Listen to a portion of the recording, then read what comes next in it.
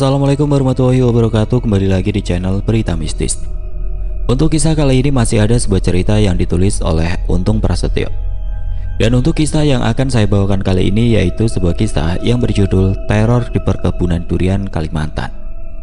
Dan sebelum kita lanjut ke ceritanya, tekan dulu tombol like video ini dan jangan lupa tekan juga tombol subscribe channel ini dan nyalakan juga lonceng notifikasinya agar tidak ketinggalan cerita-cerita lainnya dari channel ini. Dan buat teman-teman yang pengen membaca langsung ceritanya, nanti silahkan saja kunjungi linknya yang nanti akan saya sertakan di kolom deskripsi.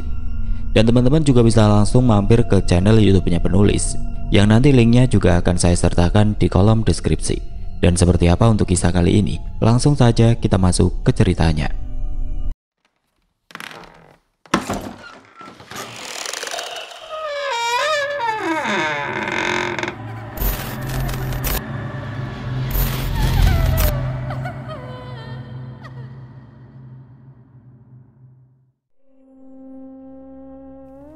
Kalimantan 2019. Kisah ini dialami oleh Hazid yang tinggal di sebuah daerah di pinggiran Sungai Pinoj. Waktu itu Hazid dan beberapa temannya yang ingin merasakan bermalam di kebun durian sambil menunggu durian matang yang jatuh, merencanakan untuk pergi ke perkebunan durian itu. Selepas Isya berangkatlah Hazid, Haman, adik Hazid, Boboy, Kardi, dan Salam. Hazid, Kardi, dan Salam malam itu membawa kekasihnya untuk menikmati suasana bermalam di sebuah pondokan yang ada di tengah perkebunan durian. Sementara Boboy dan Haman hanya membawa gitar dan juga tas ransel yang berisi perbekalan mereka. Setelah menyeberangi Sungai Pinoj, Hazid dan rombongannya harus melewati hutan dan setelah hutan mereka harus melewati pekuburan dan bekas perkampungan sebelum sampai di perkebunan durian yang dimaksud. Beberapa kuburan itu adalah kuburan warga desa setempat yang sudah berpindah ke seberang sungai dan menjadi desa yang mereka tempati saat ini. Pada zaman itu, desa yang dekat dengan perkebunan durian itu sangat sulit untuk bisa ke pasar, puskesmas, ataupun tempat umum lainnya. Karena desa yang berbatasan langsung dengan hutan itu memiliki akses jalan yang sulit ditempuh kendaraan bermotor. Tapi setelah pemerintah membangun jalan desa di seberang Sungai Pinoj, akhirnya warga pun berbondong-bondong pindah ke desa sebelah dan menetap di sana sampai hari ini. Dan jadilah desa yang ditinggalkan para warganya itu menjadi desa mati yang memiliki aura mistis sangat gelap di sana. Setelah melewati beberapa kuburan, Hazid dan teman-temannya pun mulai memasuki bekas desa yang ditinggalkan itu. Karena sudah terbiasa melewati tempat itu, Hazid, Haman, Boboy, Kardi, dan Salam pun tampak biasa dan tidak merasakan aura mistis di sana. Berbeda dengan ketiga gadis yang diajak oleh Hazid, Haman, dan Salam. Mereka mulai merasa ketakutan saat melewati bekas perkampungan tersebut. Bulu kuduk Salwa pun mulai meremang ketika dia melihat sekelebat bayangan di antara pepohonan besar yang ada di sana.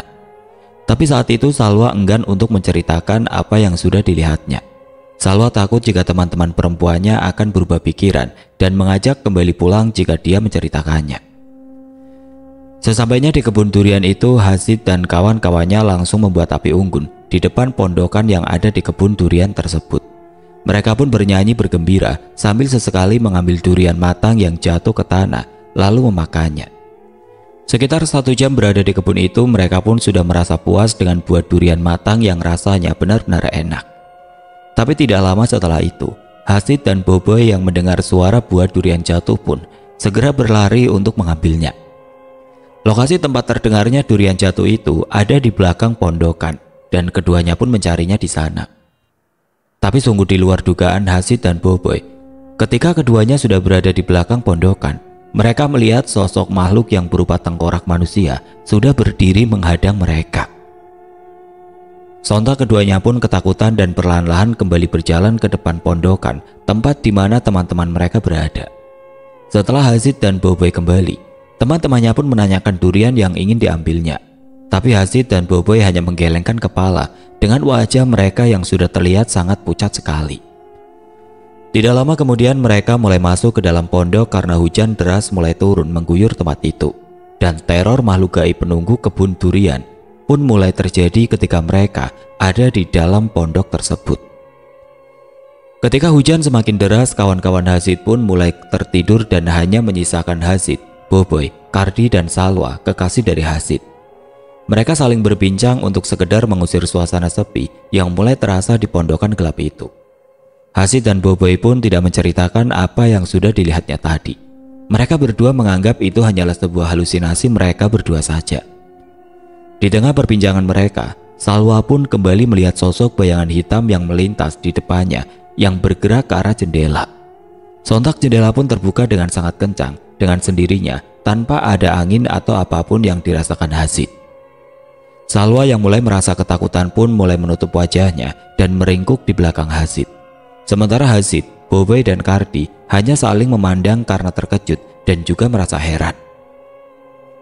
"Oh, itu hanya angin. Di sini tidak ada apa-apa," ujar Hazid yang tidak ingin membuat kekasihnya merasa ketakutan. Dengan sigap, Boboiboy pun langsung menutup kembali jendela yang tadi terbuka dengan sendirinya. Tapi baru saja Boboiboy ingin menyentuh daun jendela yang membuka ke arah luar tersebut, Boboiboy terdiam dan hanya terpaku. Boboiboy mengatakan kepada Hazid jika dia melihat sosok makhluk gaib yang berupa pocong dengan tubuh yang sangat besar. Sontak Boboiboy yang merasa ketakutan pun segera meraih daun jendela tersebut dan menutupnya rapat. "Aku melihat sesuatu," ujar Boboiboy berbisik kepada Hazid dan Salim. Salim pun langsung memberi kode kepada kedua temannya itu untuk tidak menceritakan apa yang tadi dilihatnya. Karena Hazid percaya jika mereka menceritakan tentang kemunculan makhluk-makhluk gaib di sana, itu akan mengundang makhluk-makhluk lainnya datang dan menghantui mereka. Tapi sepertinya yang dikhawatirkan Hazid pun benar-benar terjadi. Walau Boboiboy tidak bercerita langsung malam itu kepada Hazid dan juga Kardi, tapi sosok-sosok misterius pun mulai datang meneror Hazid dan teman-temannya. Ketika hujan berhenti turun, Kardi dan Boboiboy mendengar suara sosok makhluk yang mencakar-cakar pintu dari pondokan yang mereka tempati. Karena suara itu, Boboiboy dan Kardi pun mulai ketakutan. Pikiran Kardi pun membayangkan kalau sosok yang saat ini ada di depan pintu pondokan itu adalah sosok harimau. Sedangkan Boboiboy yang sudah melihat sosok pocong bertubuh besar tadi, membayangkan bahwa ada makhluk gaib yang datang untuk menakut-nakuti mereka. Hazid yang tidak mendengar apapun hanya terdiam karena Salwa pun mulai tertidur di sampingnya setelah merasa ketakutan. Tapi baru saja suasana hening sesaat, tiba-tiba pintu pondokan pun terbuka dengan sendirinya. Dengan suara yang sangat kencang, Salwa dan kedua teman gadisnya sontak terbangun dan menjerit keras karena ketiga perempuan itu melihat sosok makhluk nenek tua bertubuh kurus dan bungkuk dengan kuku-kuku panjang yang duduk tepat di depan pintu pondokan dan menatap tajam ke arah dalam. Hazid, Boboiboy, Kardi pun merasa heran dengan ketiga teman perempuan mereka itu. Karena Hazid dan yang lainnya tidak melihat apapun di depan pintu pondokan tersebut, Kardi pun dengan sigap langsung berdiri dan berlari ke arah pintu masuk pondokan tersebut dengan bermaksud untuk menutup kembali pintu tersebut. Tapi tubuh Kardi pun diam terpaku seolah tidak dapat digerakkan.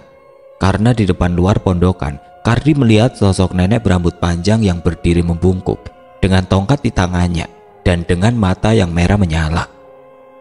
Hazid yang melihat Kardi berlaku aneh pun segera menghampirinya dan menarik tangannya. Setelah itu Hazid segera menutup pintu pondokan dan kembali menguncinya.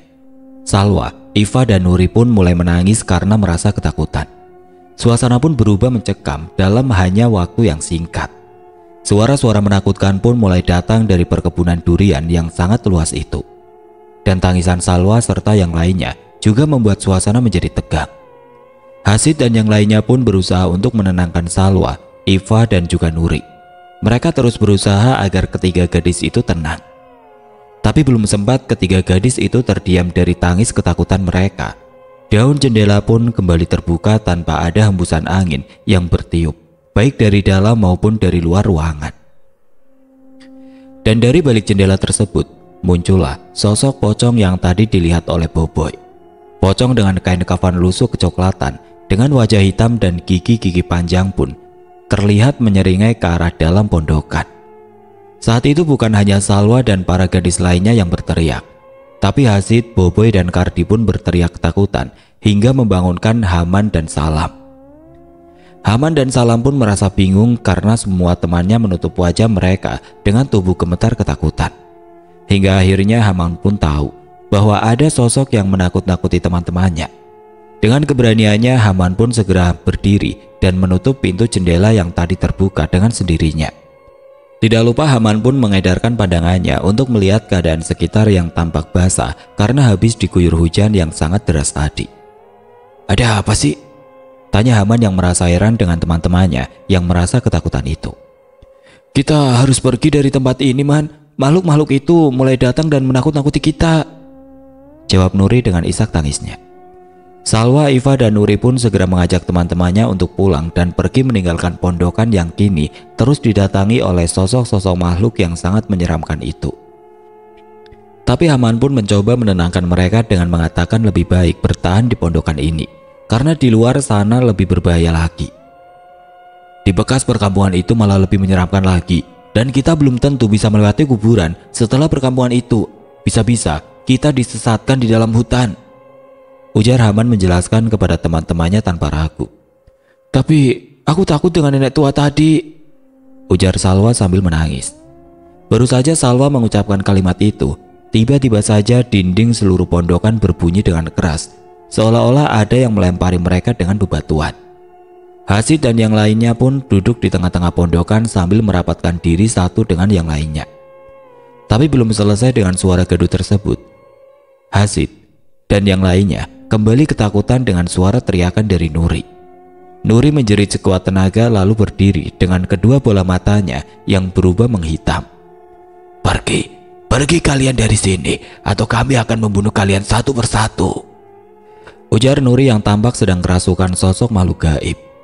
Setelah Nuri berkata seperti itu, tubuhnya pun lemas dan langsung ambruk kembali. Apa yang baru saja dikatakan oleh Nuri pun menjadi perdebatan malam itu. Kardi, Salam, Salwa, dan Iva pun meminta untuk segera pulang walau harus melewati bekas perkampungan dan hutan yang angker dan juga pekuburan yang pastinya juga menyeramkan itu. "Daripada kita semua mati di sini, lebih baik kita pulang saja malam ini," ujar Salam yang merasa sangat yakin dengan keputusannya itu. "Bekas perkampungan itu tempat yang angker, Lam. Aku yakin kita akan mendapatkan teror yang lebih mengerikan lagi di sana," balas Haman yang masih memilih untuk tetap berada di pondokan. Belum selesai perdebatan yang terjadi antara Haman dan Salam, tiba-tiba saja pondokan itu bergoyang seperti sedang terjadi gempa di sana. Karena hal itulah Salam pun bergegas berlari ke arah luar dengan memegang tangan Iva dengan kencang. Dan setelah Salam serta Iva keluar dari dalam pondokan tersebut, guncangan pun tiba-tiba saja berhenti. "Kita harus menyusul Salam dan Iva, Man," ujar Hasid yang merasa khawatir dengan keadaan keduanya. Bobo yang langsung menyusul Salam dan Iva pun dibuat terkejut ketika keduanya sudah tidak lagi terlihat di depan pondokan. Padahal baru saja mereka keluar dari dalam, seharusnya mereka masih ada di jalan yang tepat berada di depan pondokan itu. Boboy pun segera menutup rapat kembali pintu pondokan setelah dia melihat sosok nenek tadi berdiri menyeringai di depannya dari arah samping pondokan. Nafas Boboy pun tidak beraturan dan wajahnya terlihat pucat.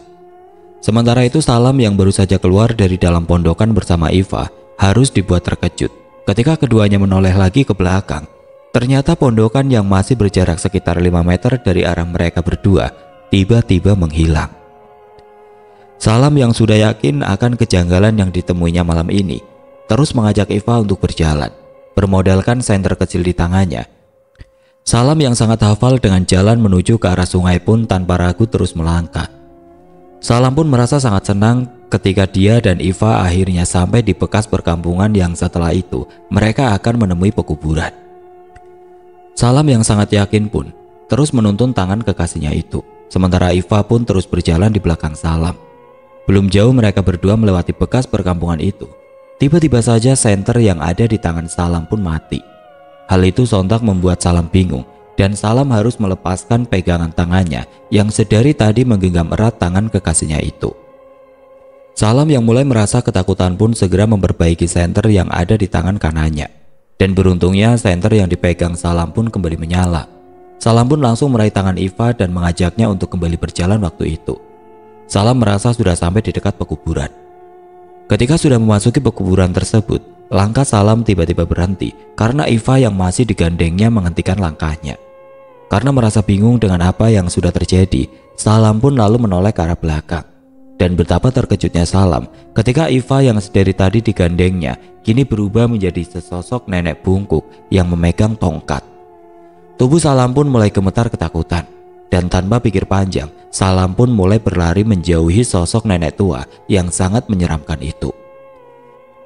Dengan jatuh bangun karena merasa sangat ketakutan, Salam pun berlari tidak tentu arah hingga dia melupakan Iva yang tadi bersamanya. Sementara itu Hasid dan Haman yang mulai mengkhawatirkan Salam dan Iva akhirnya memutuskan untuk menyusul keduanya. Sementara itu Boboy, Kardi, Salwa, dan Nuri diminta menunggu di pondokan yang mulai terasa aman kembali. Haman meminta mereka yang berada di dalam pondokan untuk tidak keluar dari dalam sebelum Hasid dan Haman kembali. Tanpa ragu lagi Hasid dan Haman mulai menuruni tangga dari pondokan tempat mereka bermalam. Udara dingin dan aura mistis pun mulai mereka rasakan saat itu. Hingga di ujung jalan yang ada di tengah kebun durian itu, Haman dan Hasid melihat sosok yang berkelebat ke arah tengah perkebunan itu. Dan setelah mereka dekati, ternyata sosok itu adalah sosok makhluk yang berupa kerangka manusia yang sedang berusaha membuka buah durian yang jatuh ke tanah dengan menggunakan tulang sikunya. Hasid yang terpaku melihat penampakan sosok makhluk gaib itu segera tersadar ketika Haman menarik tangannya dan mengajak kakaknya itu untuk pergi meninggalkan sosok yang sedang asik menikmati buah durian yang sangat besar itu. Setelah berhasil keluar dari perkebunan, Hasid dan Haman kembali dikejutkan oleh sosok perempuan yang menyerupai Iva. Dari jarak sekitar 5 meter, Haman mencoba memanggil sosok yang dikenalnya itu. Tapi setelah beberapa kali dipanggil, sosok Iva pun tidak menjawab panggilan dari Haman. Dan yang membuat Hasid dan Haman sangat terkejut adalah sosok yang tadi menyerupai Iva yang berdiri memunggunginya kini berubah menjadi sosok nenek bungkuk yang sedang berdiri memegang tongkatnya. Hasid yang segera mengajak Haman pergi pun dibuat bingung kembali oleh adiknya itu. Tanpa rasa takut, Haman malah menyapa sosok nenek yang sebelumnya menghantui mereka di pondokan tadi. "Maaf Nek, apakah kami ada kesalahan sehingga penghuni malam di tempat ini menakut-nakuti kami?" Tanya Haman yang sedikit pun tidak merasa takut. "Aku tidak suka dengan pasangan-pasangan manusia yang berniat berbuat tidak baik di sini," ujar nenek yang masih memunggunginya itu. "Kalau begitu kami akan segera pergi dari tempat ini Nek, dan sepertinya tidak ada yang akan berbuat tidak baik di tempat ini, karena walaupun kami berpasang-pasangan, kami tinggal satu tempat bersama-sama, jadi tidak mungkin kami melakukan perbuatan tercela," jawab Haman dengan tenang. Mendengar penjelasan dari Haman, sosok nenek tua itu lalu menghilang dari pandangan Hasid dan Haman. Dan kedua kakak beradik itu pun memutuskan untuk segera kembali ke dalam pondokan dan berniat mengajak teman-temannya yang masih berada di sana untuk pergi. Di tempatnya berada Iva yang masih menangis seorang diri setelah Salam tiba-tiba berlari kencang meninggalkannya, mulai merasakan sesuatu yang membuat bulu kuduknya berdiri. Iva pun hanya bisa berdiam diri di tengah-tengah jalan setapak di antara rimbunya pepohonan besar. Nafas Iva mulai sesak karena sedikit sekali oksigen yang dapat dihirupnya di tempat itu.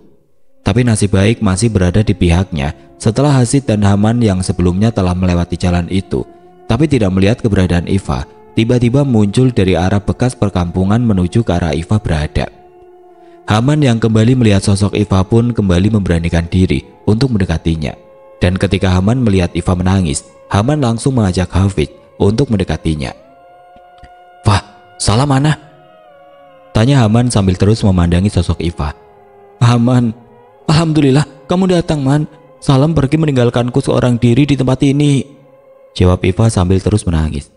"Astagfirullahaladzim, ya sudah, ayo kita kembali ke pondokan," balas Haman yang langsung melangkah kembali memasuki perkebunan durian.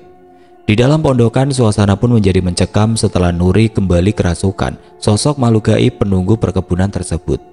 Boboy, Kardi, dan Salwa yang sedang menghadapi masalah itu terlihat kebingungan karena baru kali pertama ini mereka berhadapan langsung dengan orang yang sedang kesurupan. Nuri yang terus tertawa cekikikan pun membuat suasana semakin mencekam, sedangkan Salwa yang merasa sangat ketakutan jatuh pingsan dan kehilangan kesadarannya. "Cepat pergi dari tempat ini atau aku akan membuat kalian semuanya menyesal," ujar Nuri dengan tatapan mata yang sangat tajam. "Apa salah kami hingga kami harus pergi dari tempat ini?" balas Kardi yang mulai mendapatkan keberaniannya. "Kalian telah mengusik ketenangan kami di tempat ini," jawab sosok makhluk yang ada di dalam tubuh Nuri. Aku tidak suka suara bising, dan kalian sudah membawa kebisingan itu ke tempat yang damai ini. Baiklah, kami akan pergi, tapi kau juga harus keluar dari tubuh gadis ini, jawab Kardi dengan tegas. Mendengar jawaban Kardi, wajah Nuri malah menyeringai dan membuat Kardi dan Boboiboy menjadi sangat ketakutan. Dan setelah itu, tubuh Nuri pun kembali terbaring lemah dan kehilangan kesadaran juga. Bagaimana kita akan pergi, Boy? Sedangkan teman-teman kita pingsan, tanya Kardi kepada Boboiboy. Kita tunggu mereka sadar, semoga Haman dan yang lainnya segera kembali ke pondokan ini. Beberapa saat kemudian terdengar suara ketukan dari arah pintu masuk pondokan. Boboiboy yang merasa yakin bahwa yang mengetuk pintu itu adalah teman-temannya bergegas untuk membukakan pintu masuk pondokan itu. Tapi Kardi yang mempunyai firasat buruk pun melarang Boboiboy untuk membukanya. Kalau itu Hazid dan Haman atau Salam dan Iva, mereka pasti memanggil nama kita, bisik Kardi kepada Boboiboy yang langsung dijawab dengan anggukan kepala oleh Boboiboy. Suara ketukan pintu yang awalnya pelan kini berubah semakin kencang hingga membuat pintu masuk pondokan tersebut bergetar.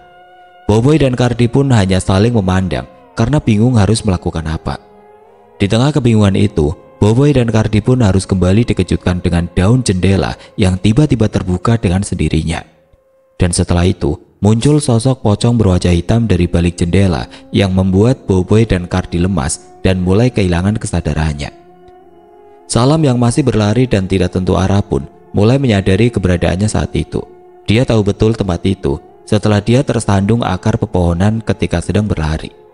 Setelah mengedarkan pandangannya ke sekitar, Salam pun mulai menyadari jika dia masih berada di bekas perkampungan yang kini terasa sangat mengerikan.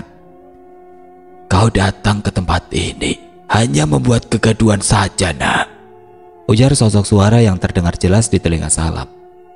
Dan kini kau ingin pulang sendirian. Sungguh tidak terpuji sekali perbuatanmu itu, imbu sosok yang tidak terlihat wujudnya itu lagi. Tubuh Salam pun mulai gemetar ketika dari arah depan kini muncul sosok makhluk menyeramkan, bertubuh hitam dan bermata merah menyala. Salam yang segera pergi dari tempat itu tidak dapat menggerakkan tubuhnya. Sosok makhluk menyeramkan itu pun mulai berjalan mendekat ke arah Salam. Dan ketika jarak Salam dan sosok makhluk itu tinggal beberapa langkah lagi, Salam pun terjatuh dan dapat menggerakkan tubuhnya. Salam yang merasa sangat ketakutan pun kembali bangkit dan berlari sekuat tenaga ke arah perkebunan tadi. Tapi setelah Salam merasa sudah jauh berlari dari tempat di mana dia bertemu dengan sosok yang menyeramkan tadi, Salam kembali lagi ke tempat di mana dia berada sebelumnya. Padahal Salam merasa sudah menjauh dari tempat yang merupakan bekas perkampungan itu. Menyadari ada hal ganjil yang menimpanya, Salam pun kembali berlari masuk dalam hutan yang berada di sebelah utara jalan setapak menuju perkebunan durian tadi. Tapi Salam pun dibuat putus asa. Ketika sudah jauh berlari, dia masih saja kembali ke tempat semula.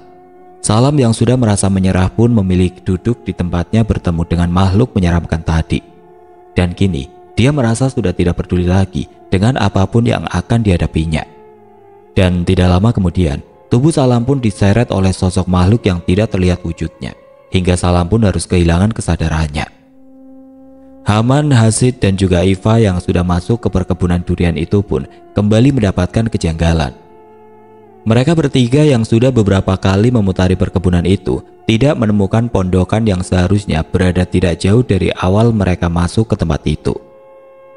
Hazid dan Haman yang sudah hafal betul dengan perkebunan itu merasa bingung dibuatnya. Mereka pun mulai frustasi ketika tidak juga kunjung menemui pondokan yang ada di kebun durian tersebut. Hujan pun mulai turun mengguyur perkebunan. Haman yang sudah merasa sangat kesal dengan keadaan malam itu memutuskan untuk keluar dari perkebunan. Haman berpikir untuk kembali ke tempatnya bertemu dengan sosok nenek bungkuk yang tadi ditemuinya bersama Hazid. Hazid dan Iva pun hanya bisa menuruti Haman karena memang tidak ada pilihan lain. Bertahan di tengah perkebunan durian akan sangat berbahaya bagi mereka bertiga. Kesalahan apa yang telah kami lakukan sehingga kami merasakan kejadian yang sungguh menyakitkan ini, gumam Haman dalam hati. Kalian datang tanpa permisi dan kalian sudah mengganggu semua penghuni tempat ini, ujar suara yang hanya didengar oleh Haman. Haman pun berhenti dan mengedarkan pandangannya ke sekitar. Dia berusaha mencari sosok perempuan tua yang suaranya baru saja terdengar jelas di telinganya. Siapapun kalian, saya mewakili teman-teman saya meminta maaf atas kesalahan yang telah kami lakukan dan kami berjanji untuk segera pergi dari tempat ini. Gumam Haman lagi dalam hatinya. Berjalanlah terus ke depan. Di sana ada seorang temanmu yang memiliki rasa angkuh. Dalam hatinya, dia meremehkan kami para penghuni gaib tempat ini. Balas sosok suara tanpa wujud yang hanya didengar oleh Haman. Tanpa pikir panjang lagi, Haman pun mengajak Hazid dan Iva mencari keberadaan Salam. Dan ketika mereka bertiga keluar dari dalam perkebunan itu, tiba-tiba hujan pun berhenti turun dengan seketika. Bajuku nggak basah, Man, ujar Hazid yang berjalan di bagian paling belakang. Haman dan Iva pun berhenti dan memegangi pakaian yang mereka kenakan. Sungguh aneh tapi nyata, baju mereka bertiga kering tanpa adanya bekas air yang tersisa. Padahal jelas-jelas baru saja mereka merasakan diguyur hujan yang sangat deras. Setelah berjalan agak jauh, Haman, Hazid, dan Iva pun mulai memasuki bekas perkampungan. Haman pun meminta kepada Hazid dan Iva untuk melihat ke sekelilingnya agar tidak melewatkan Salam yang sepertinya berada di tempat itu. Kau yakin kalau Salam benar berada di sini, Man? Tanya Hazid yang berpikir kalau Salam telah terlebih dahulu pulang. Sepertinya begitu, Sid. Kita coba cari dia dulu. Setelah berjalan sampai hampir menuju pekuburan, Haman dan Hazid serta Iva pun melihat Salam yang sedang terbaring tidak sadarkan diri di bawah sebuah pohon besar. Mereka pun segera berlari menghampiri Salam yang sepertinya sedang pingsan saat itu. Setelah Hazid menepuk-nepuk wajah Salam, Salam pun mulai tersadar dan langsung terkejut ketika melihat Hazid, Haman, dan Iva. Salam pun mengira ketiganya adalah sosok makhluk gaib yang kembali menakut-nakutinya. Salam pun lalu berdiri melangkah mundur menjauhi kekasihnya dan juga dua sahabatnya itu. Salam masih berkeyakinan kalau mereka adalah sosok gaib yang tadi sudah menemuinya dengan wujud yang sangat menyeramkan. Ini aku, Lam, aku Haman, ujar Haman yang meminta Salam untuk tetap tenang. Pergi kalian. Aku tahu kalian adalah gaib penghuni tempat ini, jawab Salam yang langsung berlari ke arah pekuburan. Tidak ingin temannya mengalami kejadian-kejadian aneh, Haman pun segera berlari mengejar Salam dan meminta Hazid serta Iva menyusul perlahan. Haman pun berlari sekuat tenaga mengejar Salam, yang berlari tanpa memperdulikan apapun yang menghalanginya. Menurut penglihatan Salam, Haman adalah sosok makhluk hitam bermata merah yang tadi ditemuinya. Hingga Salam pun berlari sekuat tenaga untuk menghindari kejaran dari sosok makhluk yang sangat menyeramkan itu. Haman pun tidak mau menyerah begitu saja. Dia tahu kalau sahabatnya itu sedang dipengaruhi oleh sosok penghuni bekas perkampungan itu. Sebisa mungkin Haman terus berlari mendekati Salam dan menghentikannya, lalu membuatnya sadar kembali. Memasuki area pekuburan, tubuh Salam pun tiba-tiba terpental ke belakang. Dia seolah-olah membentur benda keras yang ada di depannya. Tubuh Salam pun jatuh tersungkur dan segera ditolong oleh Haman. Kamu nggak apa-apa, Lam? Tanya Haman yang merasa khawatir dengan keadaan Salam. Iya, Man, aku nggak kenapa-napa, balas Salam sambil memegangi kepalanya. Kita harus segera pergi dari tempat ini, Man, imbu Salam yang sudah bisa terduduk kembali. Ya, kita akan pulang malam ini juga, tapi kita harus kembali ke pondok dulu karena teman-teman kita masih berada di sana. Jangan, Man, kita jangan kembali ke sana lagi. Aku tidak mau kembali ke tempat yang dipenuhi makhluk halus itu. Tidak lama kemudian Hazid dan Iva pun datang. Hazid yang segera mengajak kembali ke pondok pun mulai terlibat perdebatan dengan Salam. Salam dengan terang-terangan menolak ajakan Hafid dan Haman untuk kembali ke pondokan. Dan Hazid pun dengan tegas menolak jika harus meninggalkan teman-temannya yang masih berada di sana. Ya sudah, aku akan pulang sekarang juga. Aku tidak ingin mendapatkan teror lagi dari para penghuni kebun itu, ujar Salam dengan tegas. Ayo, Fah, kita pulang. Imbu Salam yang mengajak kekasihnya itu untuk pulang. Iva hanya menggelengkan kepalanya dan menolak ajakan Salam. Iva merasa takut dengan Salam saat ini karena tadi dia ditinggalkan begitu saja oleh Salam. Baiklah, kalau begitu aku pulang sendiri saja, ujar Salam yang langsung berlari ke arah pekuburan dan hutan untuk menuju ke arah sungai.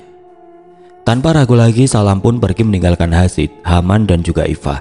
Sementara itu Hazid, Haman, dan Iva pun memutuskan untuk kembali ke pondokan yang ada di perkebunan durian. Salam yang terus berlari pun kini sudah melewati pekuburan dan mulai memasuki hutan.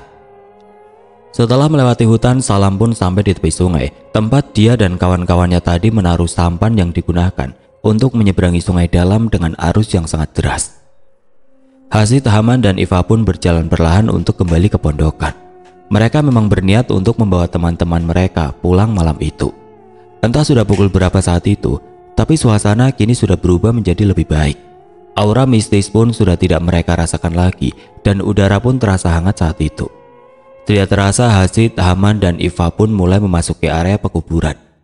Dan dari kejauhan sudah terlihat pondokan yang tadi sempat menghilang dari pandangan mereka bertiga. Mereka pun sangat senang bisa kembali mendapati pondokan di sana. Karena mereka ingin segera bertemu dengan teman-temannya, lalu mengajak mereka untuk kembali pulang. Tapi harapan Hazid, Haman, dan Iva pun harus pupus malam itu ketika mereka melihat pintu pondokan sudah terbuka lebar. Dan sepertinya teman-teman mereka sudah pergi meninggalkan tempat bermalamnya tersebut. Berbagai macam pertanyaan pun muncul di benak mereka. Ketika di dalam pondokan sudah tidak ada seorang pun di sana. Sungguh kejadian ini di luar akal sehat mereka. Padahal hanya ada jalan setapak perkebunan itu yang membawa mereka ke bekas perkampungan, pekuburan, hutan, lalu sungai. Tapi mereka bertiga tidak bertemu dengan siapapun ketika mereka kembali dari pekuburan hingga ke perkebunan itu. Apalagi yang sedang terjadi ini? Ujar Haman yang sudah memeriksa pondokan. Jangan ada yang keluar pondokan ini lagi. Kita tunggu sampai pagi, baru kita bergerak untuk pulang. Imbu Haman yang sudah merasa sangat kesal sekali. Lalu bagaimana dengan yang lain, Man? Tanya Hazid yang mulai mengkhawatirkan Salwa dan yang lainnya.